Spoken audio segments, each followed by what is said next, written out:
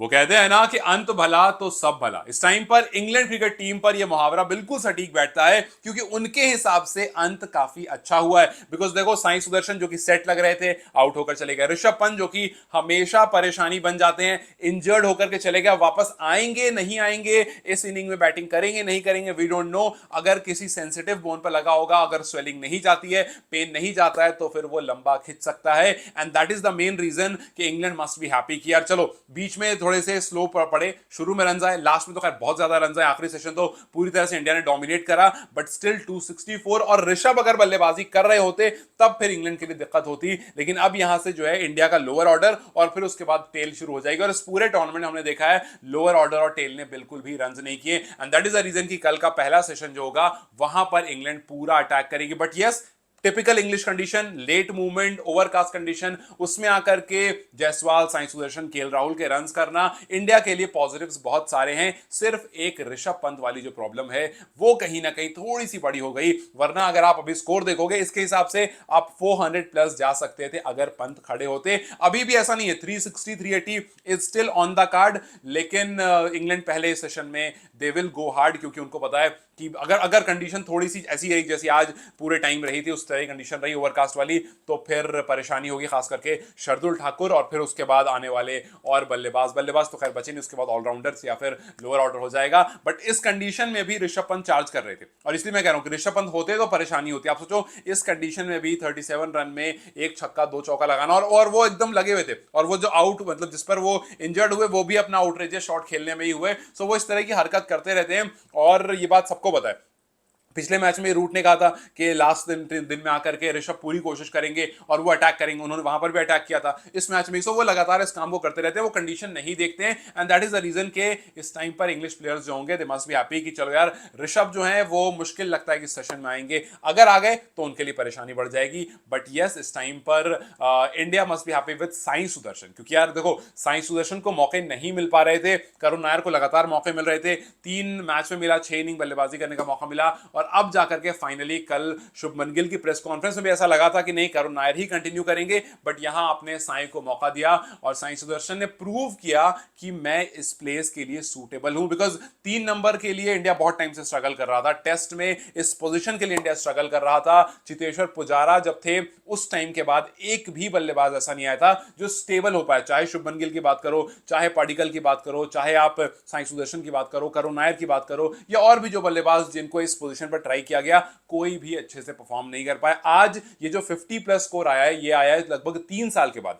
2022 में पुजारा ने रन किए थे। ओवरसीज जब भी आप जाते थे, आप हमेशा कमजोर लगने लगते थे। पुजारा ने किए थे 2022 में, और अब जाकर के 2025 में साई सुदर्शन ने किए, which is a very good sign for team India कि चलो, एक आदमी यहां पर आकर के 50+ करता है, 61 का स्कोर, थोड़ा कॉन्फिडेंस के अंदर जरूर डालेगा। अगले इनिंग में विल होप कि वो और बेहतर हो। अगर आप सेशन वाइज डिवाइड करते हो आज के दिन को, तो पहला सेशन पूरी तरह से इंडिया का था, 78 फॉर 0 विकेट। इंग्लैंड का जो वो टॉस जीतना था, जो पहले गेंदबाजी करना था, वो कुछ खास फायदेमंद नहीं हुआ, बिकॉज उन्होंने प्लान पूरा कर रखा था, शुरू में कंडीशन का फायदा उठाएंगे और इंग्लैंड इंडिया को बैकफुट पर भेजेंगे। लेकिन नहीं, ऐसा नहीं हुआ। दोनों ही, केएल राहुल और यशस्वी ने बहुत बेहतरीन बल्लेबाजी करी। 26 ओवर में 78 फॉर 0। दूसरे सेशन में आकर के इंग्लैंड ने कम बैक कर लिया। सेकंड सेशन जो कि 26 ओवर का हुआ, उस सेशन में 71 रन पड़े और 3 विकेट गिरे। सो पिछले फर्स्ट सेशन में 78 फॉर 0, सेकंड सेशन में 71 फॉर 3। यहां पर जो इंग्लैंड ने कमबैक करा, उसमें थोड़ा सा परेशानी हो गई। शुभमन गिल जहां पर आउट हो गया, अब शुभमन गिल भी थोड़ा परेशान होंगे कि यार, शुरू की 4 इनिंग में बहुत सारे रन कर दिए, अगली 3 इनिंग में कुछ भी रन नहीं आए। सो कहीं ना कहीं उनके दिमाग में बात चल रही होगी। तो वहां पर राहुल भी जाते हैं, वहां पर जायसवाल भी जाते हैं, वहां पर गिल भी जाते हैं, और इंडिया थोड़ा सहम जाता है। लेकिन अगले वाले सेशन में इंडिया एकदम बाकिंग 112 115 रन बना दिए उन्होंने थर्ड सेशन में। 31 ओवर्स किए गए थर्ड सेशन में। बैड लाइट की वजह से मैच को थोड़ा सा पहले बंद कर दिया गया, लेकिन 115 रन, और वो भी सिर्फ 1 विकेट के नुकसान पर। तो लास्ट में आते आते थोड़ा सा रिकवर अच्छा हो गया, और इस पूरे में Sai Sudharsan was one of the major positive for India कि हाँ भाई चलो, आज मौका मिला और उसको पूरी तरह से यूज किया उन्होंने। लेकिन स्टोक्स मस्ट बी हैप्पी कि जिस तरह से एक टाइम पर ऐसा लग रहा था कि he was completely pushing him, वो बाउंसर्स मार रहे थे, वो चेस्ट पे बॉल डाल रहे थे, और वो उनको थोड़ा सा पुल कर रहे थे कि चलो कोशिश करो, मारो, क्यों नहीं मार रहे हो? वो टिपिकल टेस्ट क्रिकेट खेल रहे थे और वो जाकर उनके पास थोड़ा सा उनको जोश दिलाने की कोशिश कर रहे हैं कि अच्छा कब तक नहीं मारोगे, गो फॉर इट, गो। एक आध चौका मारे तो पूरा एकदम ऐसे करते हैं कि हाँ चलो इसने कुछ किया। मतलब स्टोक्स अपने एंड से कोशिश कर रहे थे कि माइंड गेम अपना कंटिन्यू रखें और साई सुदर्शन को किसी तरह से फंसाएं, लेकिन Sai Sudharsan was looking very good. और जब जब कमजोर बॉल आई, एक आध बॉल आई, उन्होंने पुल मारा, अच्छा पुल मारा, एक कैच जरूर ड्रॉप हुआ उनका, लेकिन स्टोक्स जो कर रहे थे उस टाइम पर उसमें कहीं ना कहीं साई सुदर्शन ने अपने आप को कंट्रोल करा, लूज बॉल को मारा और फिर एक अच्छी टिपिकल टेस्ट वाली पारी खेली। अब जो 151 बॉल पर 61 की पारी खेलना, जहां पर 7 चौके आपने लगाए, so this was typical test पारी। 50 से भी नीचे के स्ट्राइक, 40 के आसपास के स्ट्राइक रेट से आपने रन बनाए और यही इंग्लैंड नहीं चाहती है, क्योंकि पुजारा वाली पारी नहीं चाहती है वो कि कोई आकर के खड़ा हो जाए और फिर उसके बाद खड़ा होकर खेलते रहे, बिकॉज फिर आपका माइंड गेम वहां पर काम नहीं करता। आप एक कोशिश करते हो, कुछ और करते हो, कुछ और, फिर आप परेशान हो जाते हो। अगर एक खिलाड़ी खड़ा होने वाला आ गया, पुजारा जैसा या द्रविड़ जैसा, तो आपके लिए परेशानी हो जाती है। और वो वाली पारी थोड़ी सी आज जरूर साई सुदर्शन के अंदर से दिखी। वहीं अगर आप दूसरी तरफ बात करो, केएल राहुल और जायसवाल ने काफी अच्छी शुरुआत दी। केएल राहुल 46 रन पर आउट हो गए, कन्वर्ट नहीं कर पाए, लेकिन एक अच्छी शुरुआत और जायसवाल एक बार फिर से हाफ सेंचुरी लगाई। 50, आप सोचोगे 58 रन जायसवाल ने बनाए, जिसमें 10 चौका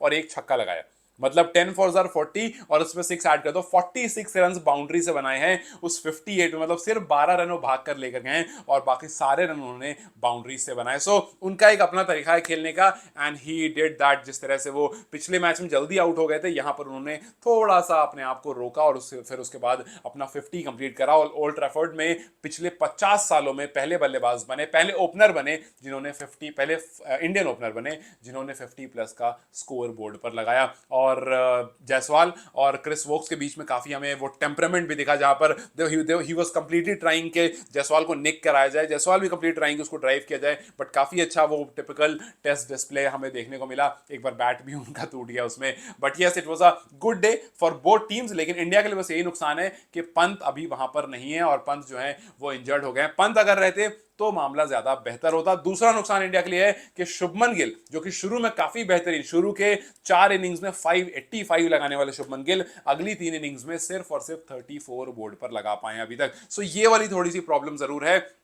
शुभमन गिल का इस तरह से आउट होना, एरर ऑफ जजमेंट। आज भी बॉल आई, उन्होंने बैट जो है ऊपर जाने दिया, बैट को टच नहीं किया, और हालांकि अगर वो बैट लगा देते और बॉल नहीं भी लगती बैट पर और पूरी तरह से पैर पर लगती तो वो बच जाते, क्योंकि इंपैक्ट आउटसाइड होता और वहां पर बैट, क्योंकि इंपैक्ट, अगर आपने शॉट नहीं खेला है तो फिर वो इंपैक्ट आउटसाइड वाला रूल अप्लाई नहीं होता। अगर आपने शॉट खेल दिया है, भले ही बॉल टच हो ना हो, शॉट अगर आपने खेल दिया है तो फिर वहां पर इंपैक्ट आउट वाला रूल अप्लाई होता और वो बच जाते। बट शॉट नहीं खेला था, बैट पूरी तरह से ऊपर छोड़ दिया था, जजमेंट नहीं रही, जजमेंट अच्छी नहीं रही और इस वजह से वो वहां पर आउट दे दिए गए। और पहले भी ऐसे वो आउट हो चुके हैं। सो यहां पर कुछ चीजें हैं जिस पर उनको सोचना जरूर पड़ेगा कि हरकत करती हुई बॉल को किस तरह से खेलना है। And now he is the captain, so अब इस चीजों पर थोड़ा सा ज्यादा भी नजर लोगों की बनी रही। खैर दिन का खेल खत्म होने तक Shardul Thakur was at 1936 ball में, जडेजा वाज एट 1937 बॉल में। अब देखना ये कल का फर्स्ट सेशन क्या आज के फर्स्ट सेशन जैसा होता, अगर होगा तो फिर इंडिया के लिए बड़ा पॉजिटिव आएगा एंड 400 क्रॉस कर जाएगी इंडिया। अगर नहीं होगा तो फिर दिक्कत वाली बात है, क्योंकि अगर इंग्लैंड ने इंडिया को जल्दी 2-3 विकेट गिरा दी,